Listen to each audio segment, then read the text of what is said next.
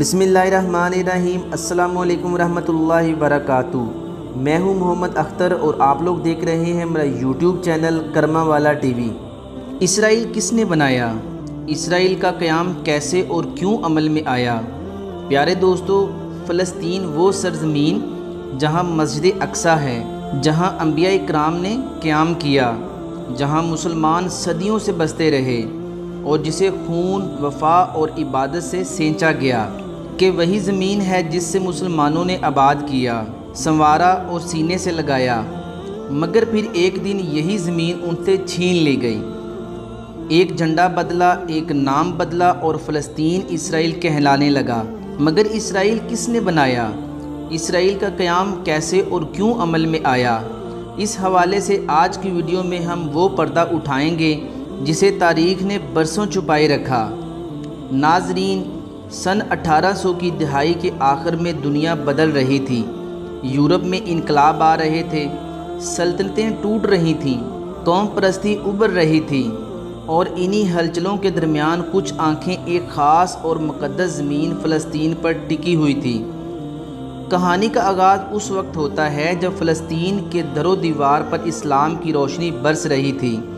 مسلمان صدیوں سے اس سرزمین پر آباد تھے۔ یہ مسجد اقصیٰ کی سرزمین تھی، جہاں اذانیں گونجتی تھیں، جہاں صوفیہ اکرام کے مزار آباد تھے اور جہاں قرآن مجید کی تلاوت بچوں کے ہونٹوں سے جاری رہتی تھی۔ مگر اسی دوران دنیا کے ایک دوسرے کونے میں ایک بدبخت قوم ٹھوکریں کھا رہی تھی۔ یہ یہودی یورپ کی گلیوں، بازاروں اور محلوں سے نکالے جا رہے تھے۔ یہ یہودی جنہیں صدیوں سے شک، نفرت اور مالی بدعنوانی کا سبب سمجھا جاتا تھا۔ ہر ملک نے انہیں دھتکارا، کبھی فرانس نے، کبھی روس نے، کبھی جرمنی نے، اور کسی نے بھی انہیں مستقل پناہ نہیں دی۔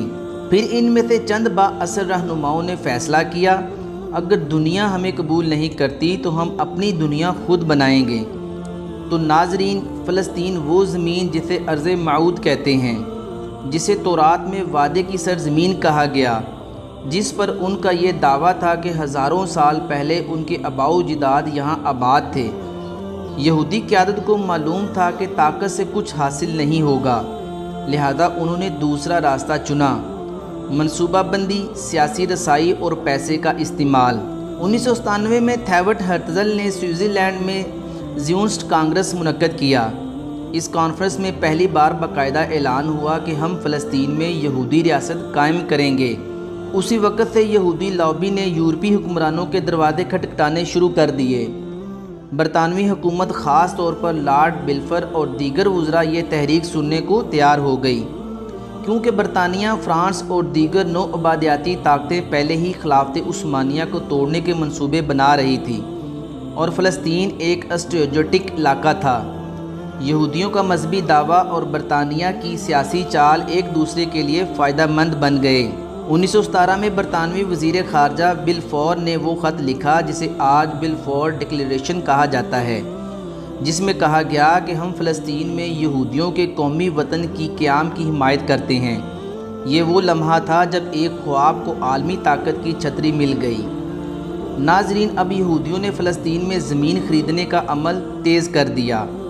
یورپ سے فنڈ آ رہے تھے، سیونی ایجنٹ فلسطین کے گاؤں گاؤں پھر رہے تھے، اور افسوس، بعض مسلمان سردار، زمیندار اور اشرافیہ پیسے کی چمک میں آ کر اپنی زمینیں بیچنے لگے۔ کسی نے مجبوری میں بیچے، کسی نے دولت کی لالچ میں، اور کسی نے سوچے بغیر بس وقتی فائدہ دیکھ کر سودے کر لیے۔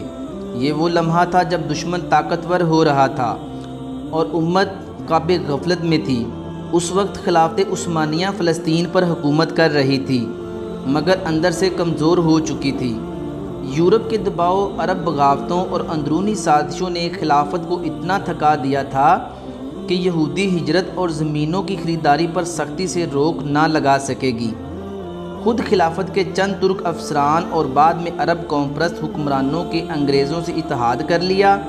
انہوں نے براہ راست یا بالواسطہ یہودیوں کو راستہ فراہم کیا، یہاں تک کہ برطانوی جنرل ایلسی نے 1917 میں بیت المقدس میں داخل ہو کر اعلان کیا: آج صلیبی جنگیں مکمل ہو گئیں، اب فلسطین میں یہودیوں کی علیحدہ بستیاں بننے لگیں۔ اپنے اسکول، اسپتال، عدالتیں اور میڈیا صرف عبرانی بولنے والوں کے لیے اپنی عسکری ملائشیا جیسے ہاگانا اور ایراگون، جو اصل میں خفیہ فوجی طاقتیں تھیں، برطانوی حکومت ان پر خاموش تھی اور کبھی کبھار تو انہیں سہولتیں بھی دیتی تھی۔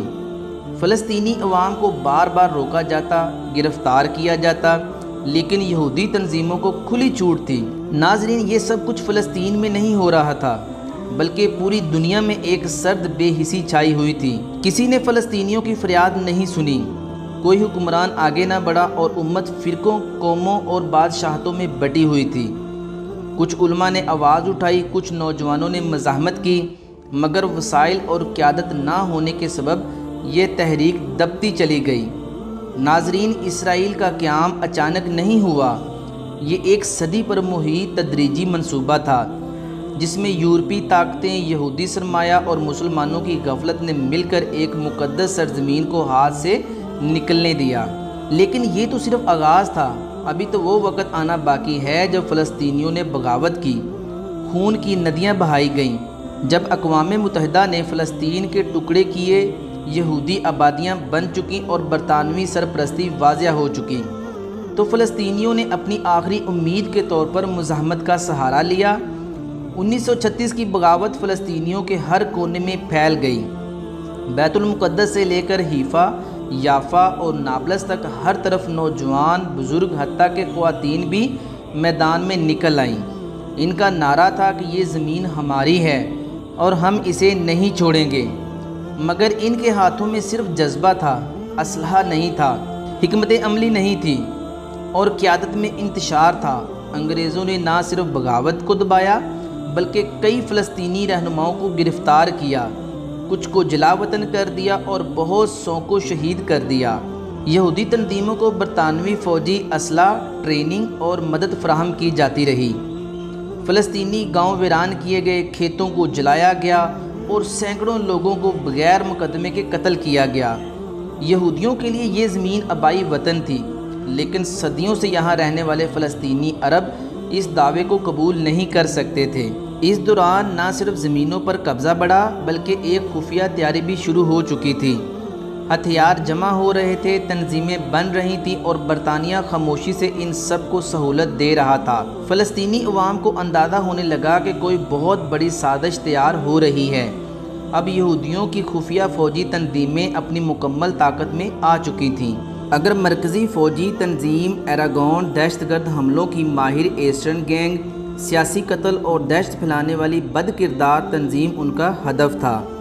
فلسطینیوں کو خوف میں ڈال کر زمینیں خالی کرانا اور دنیا کو یہ دکھانا کہ ہمیں یہاں سے نکالنا ممکن نہیں۔ دوسری طرف مسلمان حکمران، کچھ خاموش، کچھ مغرب کے وفادار اور کچھ قوم پرستی کے نشے میں چور، اس بات کو سمجھ ہی نہ سکے کہ یہ کھیل کتنا خطرناک ہے۔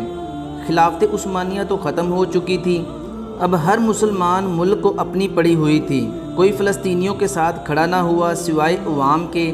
ایسے میں ایک کمزور، معذور مگر روحانی طاقت سے بھرپور شخص نے فلسطینیوں کو ایک نئی امید دی، شیخ احمد یاسین۔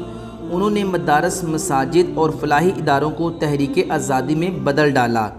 ان کی سوچ تھی کہ ہمیں طاقت سے نہیں، اللہ پر بھروسے اور عوامی اتحاد سے لڑنا ہے۔ یہی سوچ کے آگے جا کر حماس کی بنیاد بنی۔ اب عالمی طاقتیں بھی کھل کر سامنے آ چکی تھیں۔ اقوام متحدہ نے 1947 میں فلسطین کو 2 ریاستوں میں تقسیم کرنے کی تجویز دی، ایک یہودی ریاست، ایک عرب ریاست، اور بیت المقدس کو بین الاقوامی زون۔ یہودیوں نے فوراً قبول کر لیا کیونکہ یہ ان کی منزل تھی، لیکن فلسطینیوں نے کہا یہ ہماری زمین ہے، ہمیں تقسیم قبول نہیں، مگر اقوام عالم نے ان کی بات کو مسترد کر دیا۔ اب زینونی قیادت سازش، قبضہ، قتل اور عالمی حمایت کے تمام مراحل مکمل کر چکی تھی۔ بس ایک اعلان باقی تھا، وہ اعلان جسے دنیا قیام اسرائیل کہتی ہے، اور فلسطینی یوم النکبہ یعنی تباہی کا دن۔ ناظرین، اگلے ہی دن 15 مئی 1948 کو 5 عرب ممالک مصر، اردن، شام، لبنان اور عراق نے اسرائیل پر حملہ کر دیا۔ نقشہ بتاتا تھا کہ یہ جنگ عرب جیتیں گے، لیکن حقیقت صرف وہ جانتے ہیں جو زمین پر لڑے۔ عرب افواج میں رابطے کا فقدان تھا، ہر ملک اپنی کمان خود سنبھالے ہوئے تھا اور کچھ عرب حکمران خفیہ طور پر مغرب سے رابطے میں بھی تھے۔ اسرائیل نے نہ صرف اپنی سرزمین بچائی بلکہ کئی فلسطینی علاقے بھی ہتھیا لیے۔ اس جنگ کے دوران تقریباً 8 لاکھ فلسطینی اپنے گھروں سے نکال دیے گئے، کچھ خوف کی وجہ سے بھاگ گئے، کچھ کو زبردستی نکالا گیا اور کچھ کو قتل کیا گیا۔ دیر یاسین، رملہ اور دیگر کئی علاقوں میں یہودی ملیشیاؤں نے قتل عام کیا، لوگوں کو کنوؤں میں پھینکا اور زندہ گھروں کو آگ لگا دی گئی۔ آج وہ لاکھوں فلسطینی پناہ گزین اردن شام، لبنان اور غزہ میں خیموں میں رہ رہے ہیں، جن کی اولادیں بھی ابھی تک اپنے گھر واپس نہیں جا سکیں۔ 1949 میں اقوام متحدہ نے اسرائیل کو باضابطہ طور پر ایک ملک کے طور پر تسلیم کر لیا۔ شرط یہ تھی کہ فلسطینیوں کو واپسی کا حق دیا جائے، مگر اسرائیل نے اس وعدے کو کبھی پورا نہیں کیا، بلکہ کہا اگر ہم انہیں واپس آنے دیں تو ہماری یہودی ریاست اقلیت میں بدل دی جائے گی۔ یہی وہ منطق ہے جو آج تک ریفیوجیز کی واپسی کو روکے ہوئے ہے۔ وقت گزرتا گیا اور اسرائیل نے اپنی گرفت مضبوط کرتے ہوئے مزید بستیاں بسانا شروع کر دیں۔ مغربی کنارے پر مشرقی بیت المقدس پر غزہ پر بار بار حملے کیے۔ 1967 کی جنگ میں اسرائیل نے باقی ماندہ فلسطینی علاقے، شام کی گولان کی پہاڑیاں اور مصر کا سینائی تک ہتھیا لیا۔ یہ اب صرف ایک ملک نہیں بلکہ علاقائی طاقت بن چکا تھا، جسے امریکہ اور یورپ کے مکمل پشت پناہی حاصل تھی۔ ناظرین، بیت المقدس جہاں سے نبی صلی اللہ علیہ وسلم نے معراج کا سفر شروع کیا، جسے قرآن مجید نے مبارک سرزمین کہا، وہ اب بھی اسرائیل کے قبضے میں ہے۔ اسرائیل کہتا ہے پورا یروشلم ہمارا دارالحکومت ہے، فلسطینی کہتے ہیں نہیں، مشرقی یروشلم ہماری ریاست کا دارالحکومت ہوگا۔ امریکہ جیسے ممالک نے اسرائیل کے دعوے کو تسلیم کر لیا، لیکن امت مسلمہ آج بھی صرف بیانات تک محدود ہے۔ یہ سب کچھ دیکھ کر ایک سوال ہر انسان کے دل میں اٹھتا ہے، کیا واقعی صرف یہودی قصوروار ہیں، یا پھر ہم نے بھی غفلت، فرقہ واریت اور لالچ سے خود اپنی زمینیں دشمن کے حوالے کر دیں؟ یہ کہانی ختم نہیں ہوئی، بلکہ آج بھی روزانہ فلسطینی بچے شہید ہوتے ہیں، باپ قید کیے جاتے ہیں اور مسجد اقصیٰ کی بے حرمتی کی جاتی ہے۔ مگر سوال اب بھی یہ ہے، ہم خاموش رہیں گے یا تاریخ سے سبق سیکھ کر ایک نئی بیداری کی طرف بڑھیں گے؟ ناظرین، جو اسرائیل نے 1948 میں خود کو ریاست قرار دیا تو دنیا کے نقشے پر صرف ایک ملک نہیں ابھرا، ایک پوری قوم کے زخم گل گئے۔ انہی زخموں میں سے ایک تھا غزہ کی پٹی۔ ناظرین، غزہ صرف ایک چھوٹا سا ساحلی علاقہ نہیں، یہ تاریخ کا وہ صفحہ ہے جسے ہر طاقتور سلطنت نے بار بار موڑنے کی کوشش کی۔ تقریباً 4000 سال پرانی تاریخ رکھنے والا یہ علاقہ صدیوں سے حملوں، تباہ کاریوں اور قبضوں کی عزت میں رہا۔ قدیم مصر، اسکندر اعظم، رومی سلطنت اور پھر مسلمان سب اس زمین سے گزرے۔ حضرت عمر رضی اللہ تعالیٰ عنہ کے وقت میں عمر بن عاص کی قیادت میں مسلمانوں نے اسے فتح کیا اور تب سے یہ زمین اسلام کی تہذیب کا حصہ بنی رہی۔ جب مسلمانوں کی قیادت خلیفہ دوم حضرت عمر بن خطاب کے ہاتھوں میں تھی اور شام و فلسطین کی فتوحات کی مہم جناب عمر بن عاص کی سپہ سالاری میں جاری تھیں، یہ 7ویں صدی عیسوی یعنی 638 کا زمانہ تھا، جب سلطنت روم کی کمزور ہوتی ہوئی گرفت کو توڑتے ہوئے اسلامی لشکر فلسطین کی سرزمین کی طرف بڑھا۔ حضرت عمر بن عاص جو رب کے نہایت دانا، بہادر اور دور اندیش سپہ سالار تھے، انہوں نے غزہ سمیت فلسطین کے ساحلی علاقوں کو فتح کیا اور یہاں نہ صرف اسلام کا پیغام پہنچایا بلکہ عدل و انصاف کی بنیاد پر ایک نیا سماجی نظام قائم کیا۔ رومیوں نے مزاحمت کی، لیکن حضرت عمر بن عاص کی حکمت اور اسلامی لشکر کی فکری اور روحانی طاقت کے آگے وہ زیادہ دیر تک ٹک نہ سکے۔ یہ فتح صرف ایک زمین کا قبضہ نہ تھی، یہ فتح تھی دلوں کے نظریے کی اور ایک اعلیٰ اخلاقی نظام کی۔ اسی دور سے غزہ کو اسلامی تہذیب، علم، روحانیت اور مزاحمت کی سرزمین سمجھا جاتا ہے۔ بہرحال ناظرین، 1917 تک غزہ سلطنت عثمانیہ کا ایک پورا منی علاقہ تھا، لیکن جب پہلی جنگ عظیم میں خلافت عثمانیہ کو شکست ہوئی تو برطانیہ نے اس خطے کو اپنے استعماری پنجے میں لے لیا۔ 1919 کی پیرس امن کانفرنس میں جب فاتح یورپی طاقتور نے پورے مشرق وسطیٰ کو بانٹنے کا منصوبہ بنایا تو ایک متحدہ عرب ریاست کے خواب کو کچل دیا گیا۔ غزہ 1920 سے برٹش مینڈیٹ کا حصہ بن گیا۔ ایک ایسا دور جو ظاہری طور پر سول انتظامیہ کا تھا، لیکن اصل مقصد فلسطین کو یہودی ریاست بنانے کی راہ ہموار کرنا تھا۔ 1947 میں اقوام متحدہ نے وہ فیصلہ کیا جو فلسطینیوں کی تقدیر کو خاک میں ملا گیا۔ فلسطین کو 3 حصوں میں بانٹ دیا گیا۔ 55% زمین یہودیوں کو، باقی عرب باشندوں کو، اور بیت المقدس ایک بین الاقوامی مینڈیٹ کے تحت غزہ اور ان علاقوں میں شامل تھا جو عربوں کو دیے جانے تھے، لیکن یہ صرف کاغذ کی لکھی تقسیم تھی۔ اصل میں یہ منصوبہ ایک قوم کی جڑیں کاٹنے کا آغاز تھا۔ 1948 کو اسرائیل نے خود کو ریاست قرار دیا اور اسی لمحے پہلی عرب اسرائیل جنگ بھڑک اٹھی۔ ہزاروں نہیں لاکھوں فلسطینی بے گھر ہوئے، اپنے دیہات چھوڑ کر جان بچاتے ہوئے بھاگے اور ان میں سے کئی غزہ کی پٹی میں آ کر آباد ہو گئے۔ غزہ جو ایک نسبتاً چھوٹا ساحلی علاقہ تھا، رفتہ رفتہ پناہ گزینوں کے کیمپوں سے بھر گیا۔ پہلے یہ پناہ تھی، پھر یہ کیمپ قید خانوں میں بدلنے لگے۔ پہلی جنگ کے بعد غزہ مصر کے زیر انتظام آ گیا، لیکن امن صرف ظاہری تھا۔ 1967 کی مشہور 6 روزہ جنگ میں اسرائیل نے نہ صرف غزہ بلکہ پورے علاقے جیسے مغربی کنارے، مشرقی یروشلم اور گولان کی پہاڑیوں پر قبضہ کر لیا۔ غزہ اب مصر کا نہیں، اسرائیل کا زیر تسلط علاقہ بن چکا تھا۔ یہ صرف قبضہ نہیں تھا، یہ فلسطینیوں کی زندگیوں سے آزادی کا آخری چراغ بجھنے کا اعلان تھا۔ 1987 میں غزہ کی گلیوں میں پہلی مرتبہ انتقادہ یعنی عوامی بغاوت کی آواز بلند ہوئی۔ اسی سال غزہ نے ایک نئی تنظیم کو جنم دیا، حماس۔ یہ تنظیم ایک طرف، عوامی خدمات دوسری طرف، مسلح مزاحمت کے راستے پر نکلی۔ 1993 میں اوسلو معاہدے کے تحت غزہ اور مغربی کنارے میں جزوی خود مختاری دی گئی اور فلسطین اتھارٹی وجود میں آئی۔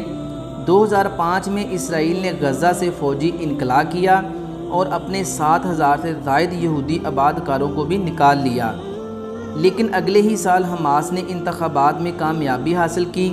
یوں غزہ میں ایک نئی طاقت کی کشمکش شروع ہوئی، ایک طرف فتح پارٹی اور دوسری طرف حماس۔ نتیجہ غزہ پر حماس کی حکومت اور اسرائیل نے غزہ کا مکمل محاصرہ کر لیا۔ 2007 سے آج تک غزہ مکمل زمینی، فضائی اور بحری محاصرے میں ہے۔ اسرائیل اور مصر نے راستے بند کر دیے، جو راستے بچے وہ صرف ایمرجنسی مریضوں کے لیے کھولے جاتے ہیں۔ اقوام متحدہ، human rights watch, red cross سب اسے غیر قانونی قرار دے چکے ہیں۔ غزہ دنیا کی سب سے بڑی کھلی جیل ہے۔ یہ جملہ اب صرف تشبیہ نہیں بلکہ زمینی حقیقت ہے۔ یہاں دن میں صرف 3 گھنٹے بجلی میسر ہے، پانی اکثر ناقابل استعمال، ہسپتال اسرائیلی بمباری میں تباہ اور تعلیم یافتہ نوجوان قید میں گھٹ گھٹ کر جینے پر مجبور۔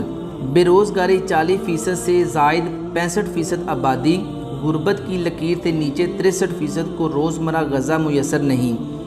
نصف آبادی 19 سال سے کم عمر ہے، لیکن ان کے خواب دھوئیں میں تحلیل ہو چکے ہیں۔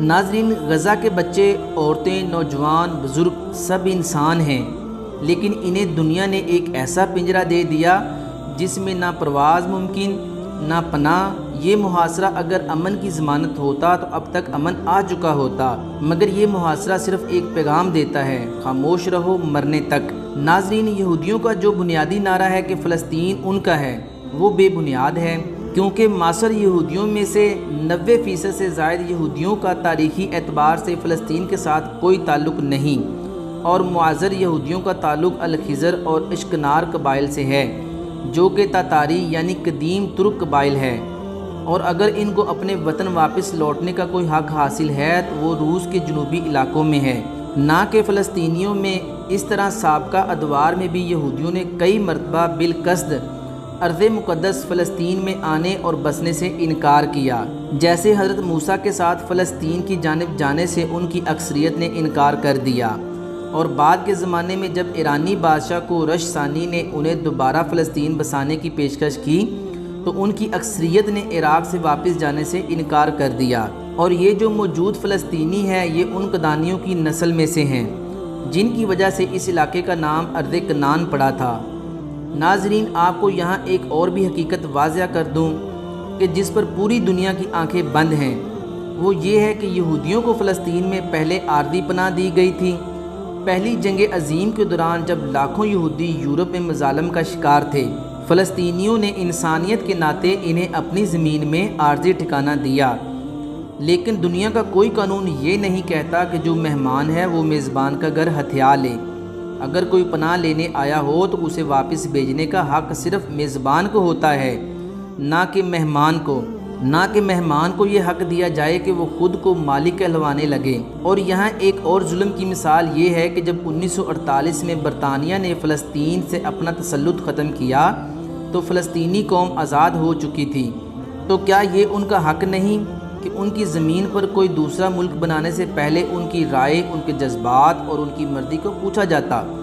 لیکن کسی نے کچھ نہ پوچھا، یہودیوں کو لا کر وہاں بسا دیا گیا، اور فلسطینیوں کی چیخیں آسمان سے ٹکرا کر اقوام متحدہ کی دیواروں سے ٹکرا کر واپس آ گئیں۔ یہی وہ لمحہ تھا جب دنیا کے اسلام دشمنی بے نقاب ہوئی۔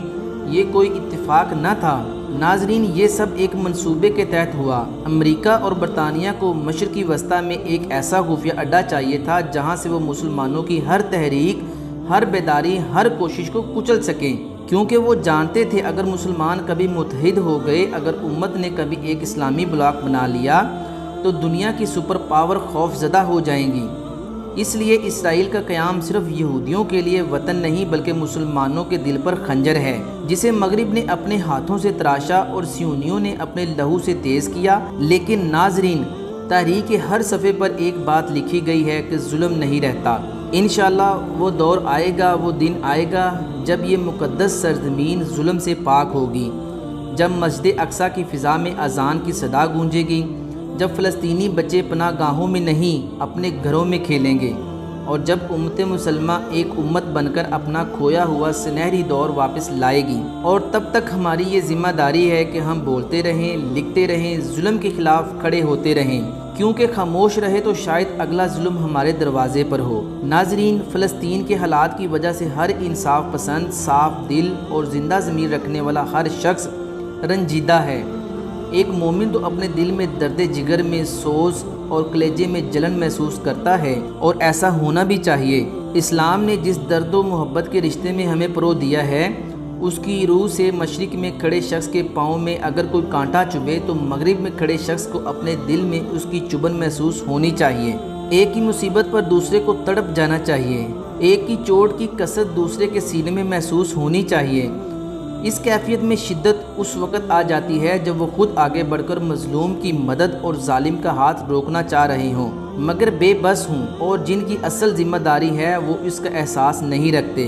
ایسے موقع پر ان کی حالت وہ ہو جاتی ہے جو امام صدقی علیہ رحمۃ اللہ پر گزری تھی، اور اس حالت میں ان کے قلم سے یہ درد میں ڈوبے الفاظ نکلے تھے کہ ہائے، ہاتھوں کا کام فریاد کرنا نہیں بلکہ گریبان پکڑنا ہے، مگر افسوس کہ یہ ہاتھ ان تک پہنچ نہیں سکے جن کے ہاتھ ان تک پہنچ سکتے ہیں، جن حال میں اسلام اور 57 اسلامی ملکوں سے یاد کیا جاتا ہے، ان کی زبانیں گنگ، ہاتھ شل، اعضاء مفلوج اور ضمیر مردہ ہو چکے ہیں۔ چنانچہ عملی تعاون اور مدد تو کجا، کہیں سے ان مظلوموں کی حمایت میں کوئی طاقتور اور توانا آواز بھی نہیں اٹھ رہی، اور اگر کہیں کسی گوشے سے کوئی نہیں اور نزار صدا سنائی بھی دے تو رسمی جملوں تک محدود ہوتی ہے۔ حدیث قدسی میں اللہ تعالیٰ فرماتا ہے کہ مجھے میری عزت و جلال کی قسم، میں جلد یا بدیر ظالم سے بدلہ ضرور لوں گا، اور اس سے بھی بدلہ لوں گا جو باوجود قدرت کے مظلوم کی مدد نہیں کرتا۔ اللہ پاک ہم سب کے حال پر رحم فرمائے۔ دوستو، یہ تھی اسرائیل اور فلسطین پر قبضے کی تاریخ۔ امید ہے کہ اب موجودہ حالات سمجھنا آپ سب کے لیے کوئی مشکل نہیں ہوں گے، اور اس وقت جو سب سے اہم چیز ہے وہ فلسطینی بہن بھائیوں سے اظہار یکجہتی کرنا، ان کی ہر ممکن مدد کرنا، غذا اور ادویات کی فراہمی اور اسرائیلی مصنوعات کا بائیکاٹ، یہ وہ اہم ضروری چیزیں ہیں جو ہم مسلم ممالک کے مجبور عوام کر سکتے ہیں، اور اس میں کوئی روک ٹوک نہیں۔ پیارے دوستو، اگر آپ چاہتے ہیں کہ یہ سچ زیادہ لوگوں تک پہنچے تو اس ویڈیو کو شیئر ضرور کیجیے گا۔ یہ تھی ہماری آج کی ویڈیو۔ ہم امید کرتے ہیں کہ آپ کو ہماری آج کی یہ ویڈیو ضرور پسند آئی ہوگی۔ اگر آپ کو ہماری آج کی یہ ویڈیو پسند آئی ہے تو آپ سے گزارش کرتے ہیں کہ آپ ہمارے چینل کو ضرور سبسکرائب کر لیں، اور ساتھ ہی لگے بیل کے بٹن کو بھی پریس کر لیں تاکہ آپ کے پاس ہماری آنے والی مزید معلوماتی ویڈیوز کا نوٹیفیکیشن بر وقت ملتا رہے۔ سبسکرائب کے ساتھ ساتھ ہماری ویڈیوز کو لائک بھی کریں اور اپنی قیمتی رائے کا اظہار کمنٹس باکس میں ضرور کریں۔ کمنٹس میں اپنے سوالات بھی ہم تک پہنچا سکتے ہیں۔ اللہ تعالیٰ آپ کو اپنے حفظ و ایمان میں رکھے، آمین یا رب العالمین۔ اگلی ویڈیو تک کے لیے اجازت دیجیے گا۔ خدا حافظ۔